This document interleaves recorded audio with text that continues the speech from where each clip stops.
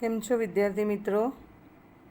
આપણા ત્રીજા પ્રકરણના ભાગ 6માં આપણે આજે ક્ષેત્રફળ અને પરિમિતિના દાખલા ગણીશું.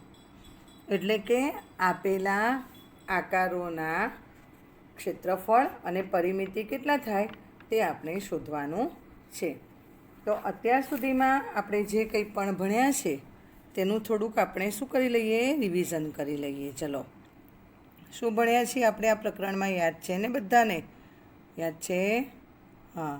તો શું કરવાનું છે? સૌથી પહેલાં તો આપણે શેના વિશે ભણ્યા છીએ? પરિમિતિ વિશે ભણ્યા છીએ, બરાબર ને?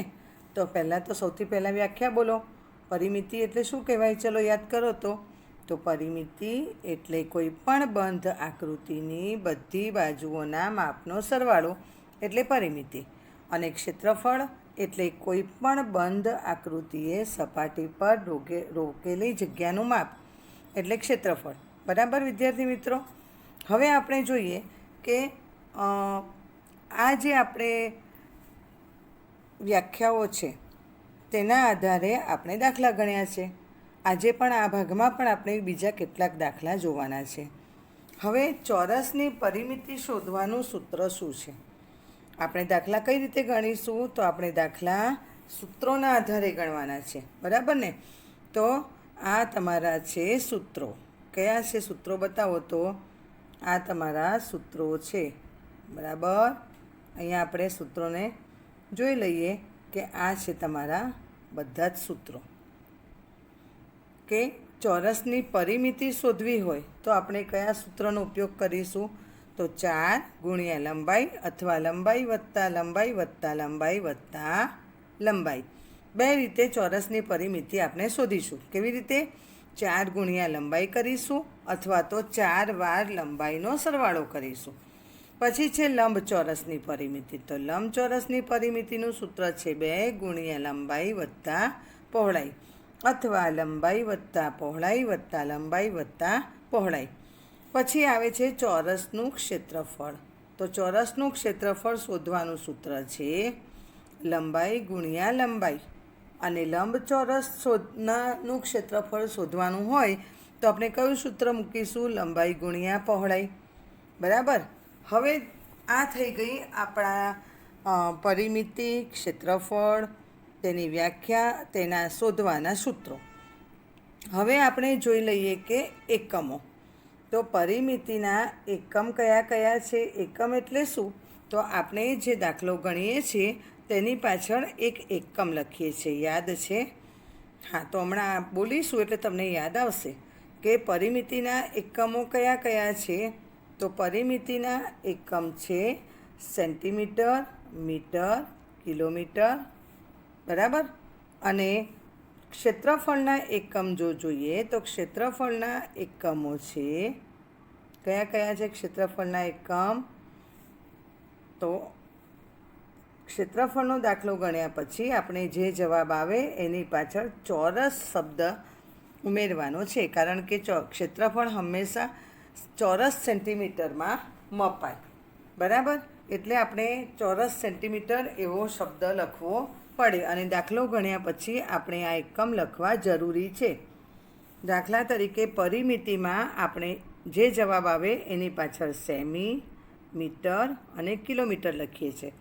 જ્યારે ક્ષેત્રફળના એકમમાં જ્યારે દાખલો ગણીએ ત્યારે પાછળ સેન્ટીમીટર હોય તો ચોરસ સેન્ટીમીટરમાં જવાબ લખવાનો, મીટરમાં હોય તો ચોરસ મીટર અને કિલોમીટરમાં હોય તો ચોરસ કિલોમીટર શબ્દ લખવાનો હોય છે. બરાબર વિદ્યાર્થી મિત્રો? હવે આપણે જોઈએ તો ચોરસમાં ચારે બાજુઓ સરખી હોય છે. જ્યારે આપણે ચોરસની પરિમિતિ કે ક્ષેત્રફળ શોધીએ તો ચોરસની ચારે બાજુઓ સરખી હોય છે અને તેનું સૂત્ર છે પરિમિતિ શોધવામાં 4 ગુણ્યા લંબાઈ અને ક્ષેત્રફળ શોધવામાં લંબાઈ ગુણ્યા લંબાઈ. એ એનું સૂત્ર છે, બરાબર? આ છે ચોરસમાં ચારે બાજુ સરખી હોય છે અને લંબચોરસમાં લંબાઈ કરતાં પહોળાઈ ઓછી હોય છે. લંબાઈ એટલે આડી અને પહોળાઈ એટલે ઊભી, બરાબર? તો લંબચોરસમાં લંબાઈ કરતાં પહોળાઈ ઓછી હોય છે. ચાલો હવે આગળ આપણે આ એક આકૃતિ દ્વારા જે દાખલો ગણેલો છે એને આપણે જોઈએ. બરાબર. હવે આ એક દાખલો છે તમારો. જુઓ કે ઉપર તમને આપેલી છે સૂચના કે પરિમિતિ શોધો. બરાબર. હવે એક આ આકૃતિ આપી છે, એમાં તમને આ લંબચોરસની આકૃતિમાં ચારે બાજુઓનું માપ આપેલું છે. તો આ ચારે બાજુઓનું માપ છે એની પરિમિતિ આપણે શોધવી હશે તો કઈ રીતે શોધીશું? તો આ એનો દાખલો અહીંયા આપણે ગણેલો જ છે. દેખાય છે? આ રહ્યો. તો લંબચોરસની પરિમિતિનું હવે આ આકૃતિ પરથી આપણે જો દાખલો ગણવો હોય તો સૌથી પહેલાં શું કરવું પડે? સૂત્ર મૂકવું પડે. સૂત્ર શું છે? તો લંબચોરસની પરિમિતિ બરાબર 2 ગુણ્યા લંબાઈ વત્તા પહોળાઈ.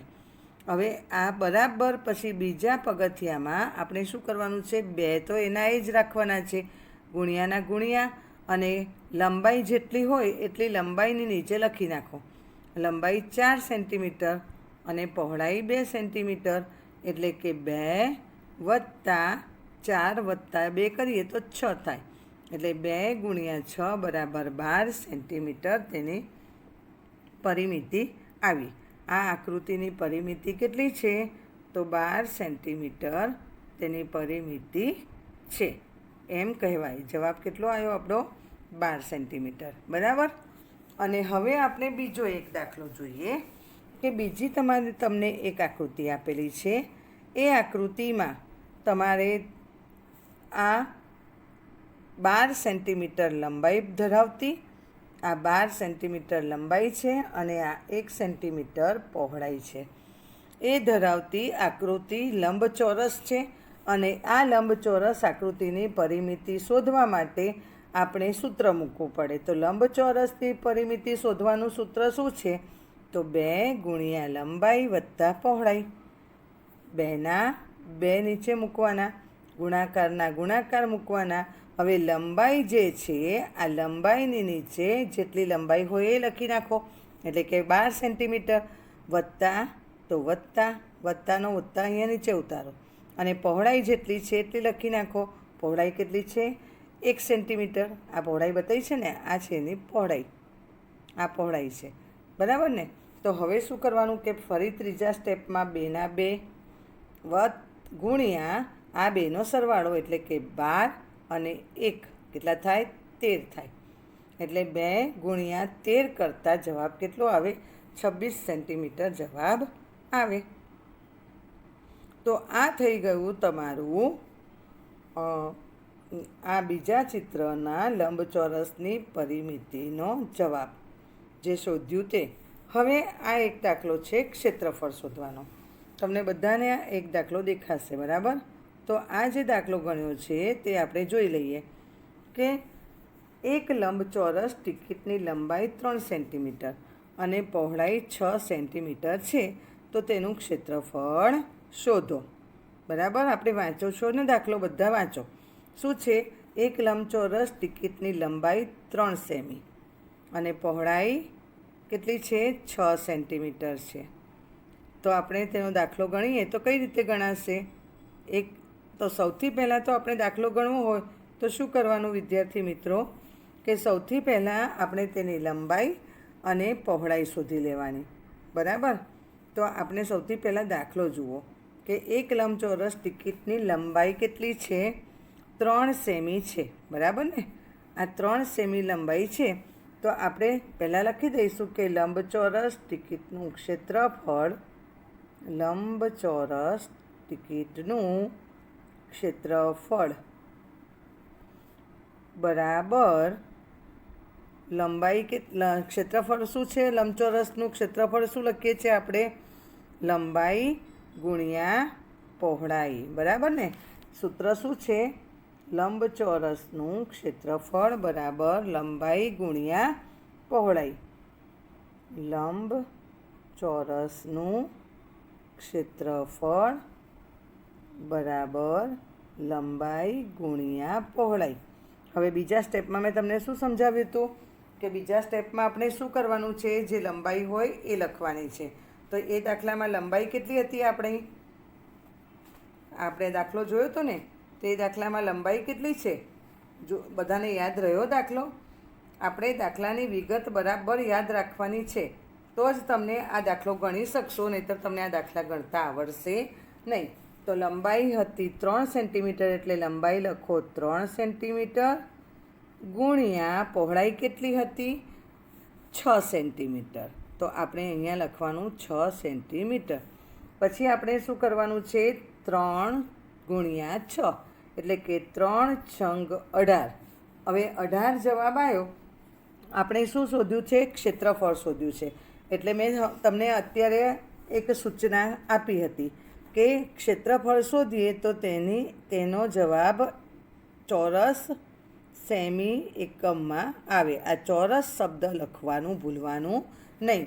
એટલે કે આ લંબચોરસનું ક્ષેત્રફળ થયું 18 ચોરસ સેન્ટીમીટર. બરાબર? ચાલો હવે બીજો એક દાખલો જુઓ. બીજો એક દાખલો છે કે 15 સેમી બાજુવાળા, બરાબર, 15 સેમી બાજુવાળા ચોરસનું ક્ષેત્રફળ શોધો. બરાબર? હવે 15 સેન્ટીમીટર બાજુ ધરાવતો છે ચોરસ છે. ચોરસ કેટલી બાજુઓ ધરાવે છે? તો 4. અને ચોરસની ચારે બાજુઓ કેવી હોય છે? સરખી હોય છે. એટલે આપણે શું કરવાનું કે પહેલાં તો એનું સૂત્ર મૂકવાનું કે 15 સેમી બાજુવાળા ચોરસનું ક્ષેત્રફળ શોધો. જો એમ કહેવામાં આવે તો સૌથી પહેલાં તો આપણે કેટલું કરી દેવાની? એનું અહીંયા આગળ ક્ષેત્રફળ લંબાઈ લખી દેવાની. બરાબર? 15 સેમી બાજુ ધરાવતું એક ચોરસ છે. બરાબર? તેનું ક્ષેત્રફળ શોધવાનું છે. તો આપણે પહેલાં શું મૂકીશું? સૂત્ર મૂકીશું. કેવી રીતે? તો ચોરસનું ક્ષેત્રફળ બરાબર કેટલું છે? ક્ષેત્રફળ બરાબર લંબાઈ ગુણ્યા લંબાઈ. બરાબર? લંબાઈ કેટલી છે? એક બાજુનું માપ આપેલું છે 15 સેમી બાજુવાળા, એટલે કે 15 એની લંબાઈ થઈ એક બાજુની, પણ ચારે બાજુની લંબાઈ સરખી જ હોય ચોરસમાં. એટલે 15 સેમી ગુણ્યા 15 સેમી કરતાં આ બેનો શું કરવાનો? ગુણાકાર કરવાનો. તો જવાબ આવે 225 ચોરસ સેમી. આ ચોરસ સેમી શબ્દ લખવાનું ભૂલવાનું નહીં. એટલે કે 15 સેમી બાજુવાળા 15 સેમી બાજુવાળા તમારા ચોરસનું ક્ષેત્રફળ શોધતા પહેલાં આપણે શું મૂકવાનું છે? સૂત્ર મૂકવાનું છે લંબાઈ ગુણ્યા લંબાઈ. લંબાઈની નીચે લંબાઈ લખો, લંબાઈ ગુણ્યા લંબાઈ. ચોરસની ચારે બાજુઓની એક સરખી જ લંબાઈ હોય, એટલે લંબાઈ ગુણ્યા લંબાઈ, એટલે 15 સેમી ગુણ્યા 15 સેમી બરાબર 225 ચોરસ સેન્ટીમીટર જવાબ આવે છે. બરાબર? તો હવે આપણે આ પાઠમાં ફક્ત પુનરાવર્તન કરીએ છીએ. બરાબર ને? આખું આપણું પ્રકરણ હવે પતી ગયું છે. તો હવે આપણે આગળ વધીએ કે હવે આગળનો દાખલો કયો છે. હવે શેના વિશે સમજીશું. તો હવે તમે જુઓ તો આ તમારો જે આકૃતિઓ છે તે આકૃતિઓ છે ને આધારે આપણે આ લંબચોરસ આ જે આકૃતિ છે તેની પરિમિતિ પણ શોધવાની છે અને ક્ષેત્રફળ પણ શોધવાનું છે. દેખાય છે બધાને? આ પરિમિતિ, આ એક આકૃતિ છે તમારી. બરાબર છે? તો આ આકૃતિ જે દેખાય છે તમને, એ આકૃતિનું સૌથી પહેલાં તો આપણે પરિમિતિ શોધો. બરાબર? તો આ આકૃતિની જો આપણે પરિમિતિ શોધીએ તો બધી બાજુઓના માપનો સરવાળો કરવો પડે. અને બધી બાજુઓના માપ તમને એમ થશે કે ટીચર આમાં તો કોઈ માપ આપ્યું નથી, આ માપ આકૃતિમાં જ દેખાય છે, આકૃતિમાં માપ છુપાયેલું જ છે, તમને એને શોધવું પડશે. બરાબર? તો ચલો શોધી કાઢો. ક્યાં છે માપ? આ રહ્યું. 1 2 3 અને 4. કેટલા ખાના છે? 4 ખાના છે. તો અહીંયા કેટલા લખી દેવાના? 4 લખી દેવાના છે. બરાબર? સેમી આવશે. બધે આપણે એકમો આમાં સેમી જ લખાય. આ પણ 1 2 3 4, એટલે આ પણ 4 સેન્ટીમીટર છે. સામસામેની બાજુઓ સરખી હોય તો આ જો 4 હોય તો આ પણ 4 થાય, અને આ 4 હોય તો આ પણ 4 થાય. 1 2 3 4. બરાબર છે? એટલે જો પરિમિતિ આપણે આની શોધવી હોય તો પરિમિતિ કેટલી થાય? તો 4 ને આ બધાનો સરવાળો કરો એટલે કેવી રીતે કે 4 વત્તા 4 વત્તા 4 વત્તા 4 તો કેટલા થયા? 4 ને 4 8, 4 ને 4 8 ને 4 12 ને 4 16 સેન્ટીમીટર એની પરિમિતિ થાય. બરાબર વિદ્યાર્થી મિત્રો? હવે શું કહ્યું છે કે તેનું ક્ષેત્રફળ શોધો. બરાબર? તો ક્ષેત્રફળ શોધવાનું છે. તો ક્ષેત્રફળ શોધવાનું સૂત્ર શું છે? તો આ ચોરસ છે. બરાબર ને? ચારે બાજુઓ સરખી છે એટલે આ ચોરસ છે. તો હવે એનું ક્ષેત્રફળ શોધવું હોય તો પહેલાં તો સૌથી પહેલાં આપણે શું કરવું પડે કે ચોરસનું ક્ષેત્રફળ શોધવા માટે આપણે શું કરવાનું? તેનું સૂત્ર મૂકવાનું. તો ચોરસનું ક્ષેત્રફળ, બરાબર, ચોરસનું ક્ષેત્રફળ કેટલું છે? એનું સૂત્ર લંબાઈ ગુણ્યા લંબાઈ. તમારે આ આખા શબ્દમાં લખવાનું. બરાબર છે? લંબાઈ કેટલી છે? 1, આ 1, 2, આ 1, આ 2, આ 3 અને આ 4 સેન્ટીમીટર. એટલે અહીંયા આપણે શું લખવાનું છે? 4 સેન્ટીમીટર. બરાબર ને? તો લંબાઈ ગુણ્યા લંબાઈ, ચોરસનું ક્ષેત્રફળ બરાબર લંબાઈ ગુણ્યા લંબાઈ કરતાં લંબાઈ છે 4 સેન્ટીમીટર ગુણ્યા બીજી બાજુની લંબાઈ 4 સેન્ટીમીટર એટલે 4 ચોક 16 ચોરસ સેન્ટીમીટર એમ કહેવાય. બરાબર છે વિદ્યાર્થી મિત્રો? એટલે કે આપણે જો ક્ષેત્રફળ શોધીએ તો તે ક્ષેત્રફળ આપણે ચોરસ સેન્ટીમીટરમાં જવાબ લખાય. એકમમાં આપણે પરિમિતિ હોય તો સેન્ટીમીટર જવાબ આવે એકમ, અને ક્ષેત્રફળ હોય તો ચોરસ સેન્ટીમીટર જવાબ લખાય. એટલે કે એમ કહી શકાય કે આ તમારી જે આકૃતિ છે, આ આકૃતિનું ક્ષેત્રફળ કેટલું થશે? તો પરિમિતિ તમારી 16 સેન્ટીમીટર થશે. પરિમિતિ કેટલી થશે? 16 સેન્ટીમીટર. અને ક્ષેત્રફળ પણ કેટલું થશે? 16 જ ચોરસ સેન્ટીમીટર થશે. હવે બીજી આકૃતિ જુઓ. આ તમારી બીજી આકૃતિ છે. બરાબર? તો આ આકૃતિમાં તમે જોશો તો કેટલા ખાના છે? 1, 2 અને 3. તો અહીંયા લખી દો 3. બરાબર? 3 ખાના છે તો 3 લખી કાઢો. પછી ગણો 1, 2, 3 અને 4. એટલે અહીંયા કેટલા લખવાના? 4. ફરી પાછા સામસામેની બાજુ સરખી એટલે આ છે તો અહીંયા 3 અને અહીંયા 4. એટલે આ લંબચોરસ આકૃતિ છે. એટલે સૌથી પહેલાં તો આપણે શું કરીશું કે લંબચોરસની પરિમિતિનું સૂત્ર શું છે? 2 વત્તા લંબાઈ 2 ગુણ્યા 2 ગુણ્યા લંબાઈ વત્તા પહોળાઈ. આ સૂત્ર શેનું છે? લંબચોરસની પરિમિતિનું. બરાબર? હવે લંબચોરસની પરિમિતિનું સૂત્ર 2 ગુણ્યા લંબાઈ વત્તા પહોળાઈ. એટલે 2 કરવાના વત્તા લંબાઈ કેટલી છે? 3 સેન્ટીમીટર. તો અહીંયા લખી દો 3. અને પહોળાઈ કેટલી છે? 4 સેન્ટીમીટર. બરાબર? તો અહીંયા આગળ લખવાના 2 વત્તા 3 ને 4 કેટલા થાય? 7. બરાબર? જવાબ આવ્યો 2 સિત્તા 14 સેન્ટીમીટર. આ થઈ ગઈ તમારી બીજી આકૃતિની પરિમિતિ. બરાબર? તો પરિમિતિ છે આપણી બીજી આકૃતિમાં 14 સેન્ટીમીટર. બરાબર? દેખાય છે ને બધાને? 14 સેન્ટીમીટર છે. એટલે અહીંયા આપણે શું લખવાનું છે? 14 સેન્ટીમીટર. અને ક્ષેત્રફળ છે 12 સેન્ટીમીટર. બરાબર? હવે આપણે ત્રીજો દાખલો જોઈએ. ત્રીજો દાખલો ક્યાં છે? આ રહ્યો. બરાબર? તમારી ત્રીજી આકૃતિ છે આ. તો આ આકૃતિમાં સૌથી પહેલાં આપણે પરિમિતિ લખવી છે. તો સૌથી પહેલાં આપણે પરિમિતિ લખવી હોય તો તેની બધી બાજુઓનો સરવાળો કરી નાખો. તો અહીંયા આગળ આ 4 છે, આ 2 છે, આ 4 છે અને આ 2 છે. એટલે 4 વત્તા 2 વત્તા 4 વત્તા 2. એટલે 4 ને 2 6 ને 4 10 ને 2 12 એટલે પરિમિતિ કેટલી થાય? 12 સેન્ટીમીટર. અને હવે એનું ક્ષેત્રફળ શોધવું હોય તો ક્ષેત્રફળ કેવી રીતે આવશે? તો ક્ષેત્રફળ એટલે લંબાઈ ગુણ્યા પહોળાઈ. લંબાઈ કેટલી છે? 4 અને પહોળાઈ કેટલી છે? 2. તો બરાબર 4 દુ કેટલા થાય? 8. તો એનું ક્ષેત્રફળ કેટલું થયું? 8 ચોરસ સેન્ટીમીટર. આ રીતે એનું ક્ષેત્રફળ થાય. બરાબર વિદ્યાર્થી મિત્રો, હવે સમજમાં આવે છે ને?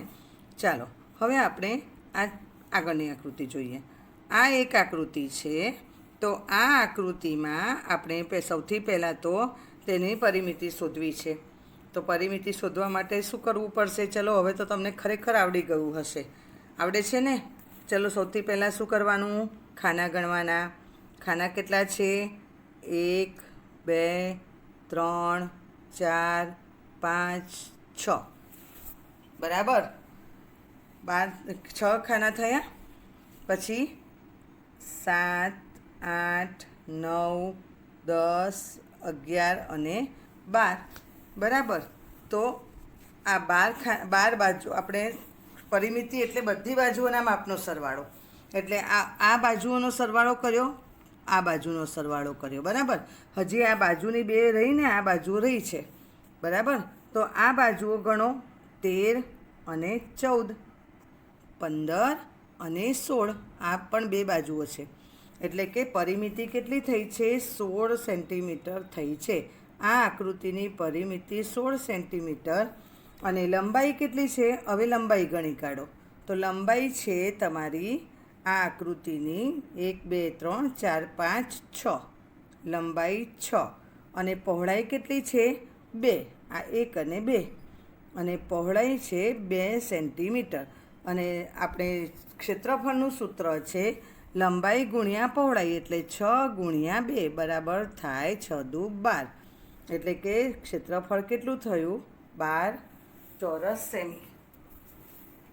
બરાબર વિદ્યાર્થી મિત્રો?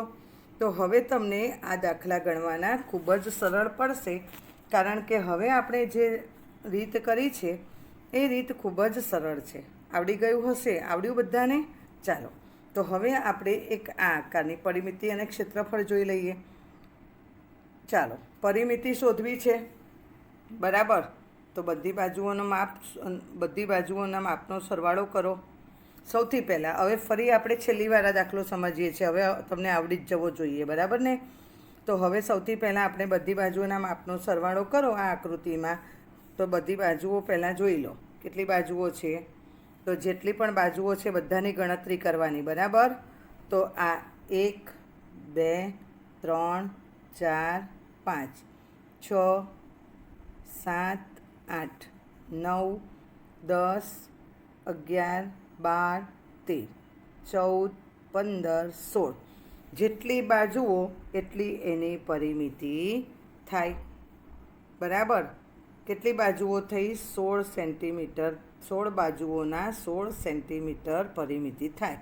1 સેન્ટીમીટરનું એક ખાનું છે. બરાબર? હવે એનું ક્ષેત્રફળ શોધવું છે. બરાબર? તો ક્ષેત્રફળ શોધવા માટે શું કરવાનું છે? તેની બાજુઓનો ગુણાકાર કરો. બરાબર? એક આ જે છે એ શેનું છે? આકૃતિનો આકાર કેવો છે? લંબચોરસ છે. બરાબર ને? આકૃતિ કેવી છે જુઓ પહેલાં. લંબચોરસ આકૃતિ છે. એના ખાના ગણો. આ લંબાઈ છે. લંબાઈ કઈ છે? આ એની લંબાઈ કહેવાય. તો કેટલી લંબાઈ છે? તો 1 2 3 4 અને 5. અહીં આગળ આવશે 5 સેન્ટીમીટર એની લંબાઈ થઈ. બરાબર? અને આ એની પહોળાઈ કહેવાય. બરાબર છે?